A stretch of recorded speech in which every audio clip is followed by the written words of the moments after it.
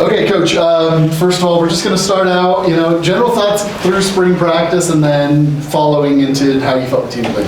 Yeah, I think spring practice this year was, it's better in every way than it was last year, just because I think every time you've done something once before, you have the opportunity to improve. And we try and get better practice to practice, but you can see over the course of the year, the entire team, culturally, developmentally, the energy, the efficiency of how we practice, even the way we used facilities was better.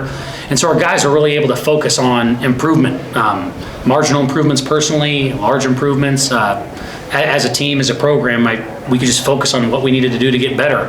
Last year, you spent so much time just getting to know people and where's my meeting, not how do we make this meeting great. And it was just had a ton of fun. I really appreciate, this is the first time in a long time that the Bengals have had most of our spring ball inside. And I understand we're going to have to play games in really bad weather, but most of our games, we have 8 games inside next year, and I think even as you get into recruiting, the Dome is such a strong developmental piece, because a lot of people that are going to say, hey, on my journey to lose weight, they're not doing it outside in January. Rocky Balboa is, because he's a different breed, but I think having our guys be able to not focus on the elements and just focus on improvement, and then, hey, on Saturdays when we play people in the same elements, we're going to be ready to rock and roll, and we have to prepare. And we did get some practices outside in inclement weather, which was good for us. But man, just the facility, turning things around, George Casper and his crew, man, we really appreciate what they did, because having that turf was immensely helpful for us, just so they could really focus on training. Today, I thought it was a good day. First off, I apologize. Coach Runda and I were basically spitballing on how we were going to keep score, because spring ball is always unique. We didn't score 94 points, and I think I was actually shocked. We didn't have a turnover, I don't think, which was one of the things that was big points for defense. So I think anytime you can play a game, whether it's against yourself or somebody else, and protect the football, you're going to have a shot to win the football game. So I appreciate there weren't any turnovers. For the large part, our entire spring ball, we stayed pretty healthy. Obviously, I think Tua's going to be fine. It was more of a scary thing than anything, but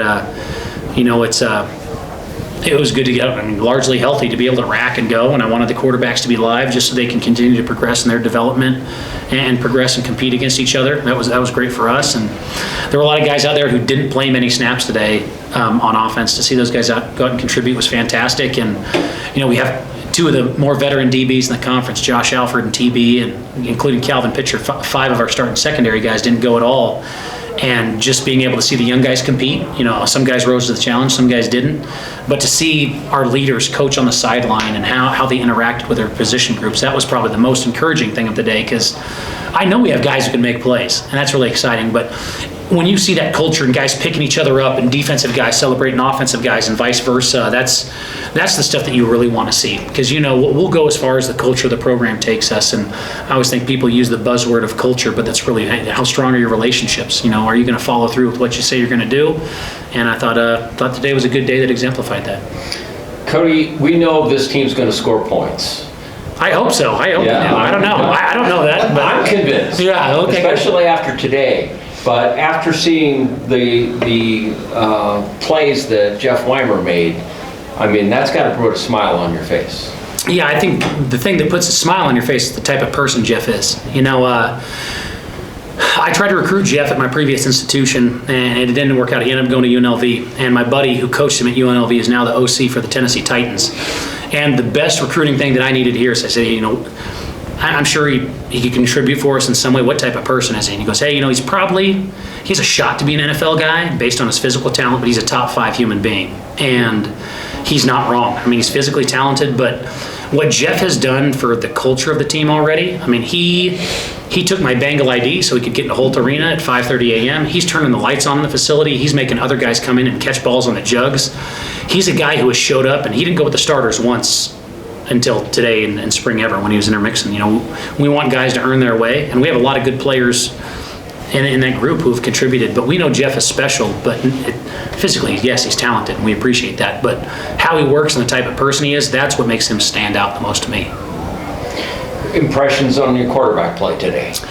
I think, both guys did some really good things. I think Sharm, the things you love about him is he can throw it, but there's no replacement for experience. Some of the mistakes that you make those are his first live pops in 2 years. Played a lot in high school, but it's a different deal. And Coach Arunda has made a lot of really cool adjustments on defense to bring a lot of different exotic pressures that we've had to deal with. And you didn't have your starting center play either. Alex Ramirez got strep, so he didn't go today. And you got some new guys in there who haven't repped it as much, but to see Sharm go in there and play confidently was a positive for us. But you got to see the experience, and I think that's where JC, there are a lot of times where he recognizes pressure, throws to holes in zones, maybe just a little bit quicker, but we still got to make sure we get the ball out. Some of those sacks that you're taking can kill drives, and probably on that situation there at the end, you take an 8-yard sack, you miss the field goal by 6 inches. That's a 3-point sack. So we're lucky that I feel like, we have 3 guys who could start most places in the conference. We got to continue to push on them. The good thing about college football now is the offseason is very intensive. You get multiple hours a week where you can spend on the field with guys in the film room, where it's not just off-season workouts anymore. You can almost practice. So there's a lot of development ahead. I'm excited about where that room is and where it's going to go, and we'll go as far as those guys can take us. Cody, you just expanding on this point real quick, you made the decision to go full contact with your quarterbacks today. A lot of times you don't see that in spring games. Maybe what went into that decision, and how do you feel your quarterbacks did take it? Well, we already just went, Sticks broke his toe. Well, I don't know if that's a hip of Sticks is injured, so he didn't play today. Sticks is injured. But we love Hunter Hayes, and we know he's an absolute stud. Guys on the team know him, they love him. They just voted him a team captain. He's played a lot of football games here.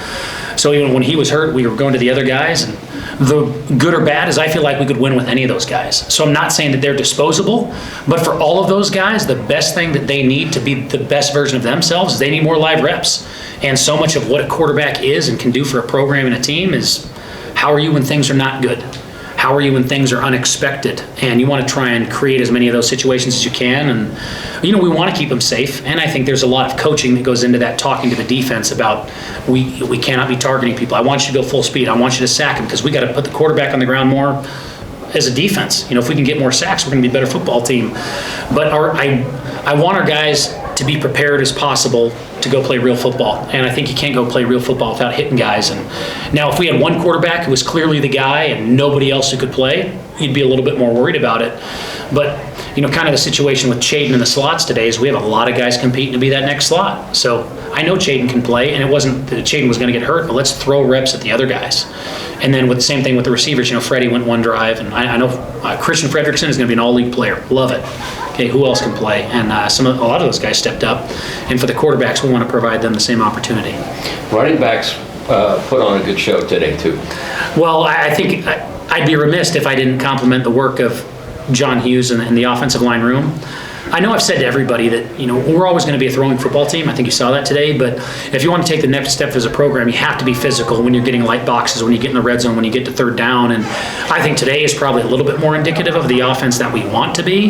Now, whether or not we can be that is, we got to have a great offseason, and we got to continue to develop and attack the weight room and make sure that we spend a lot of time on film and correcting mistakes. But, I know we have some guys that can run the football, and we got some other that's a talented room right now, and we got some more guys coming in who are going to make it better.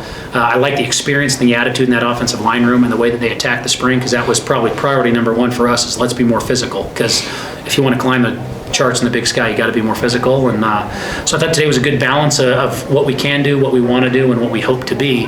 But now it's on us to follow through. I'm assuming Brooks is not going back to linebacker. No, he's a tailback. Yeah. Holy cow! I think I can scoot.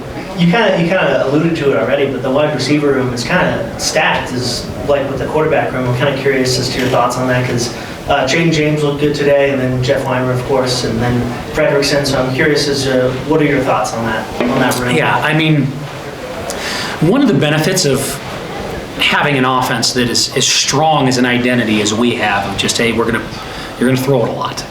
Our guys get a lot of repetitions, and I really believe in our coaches.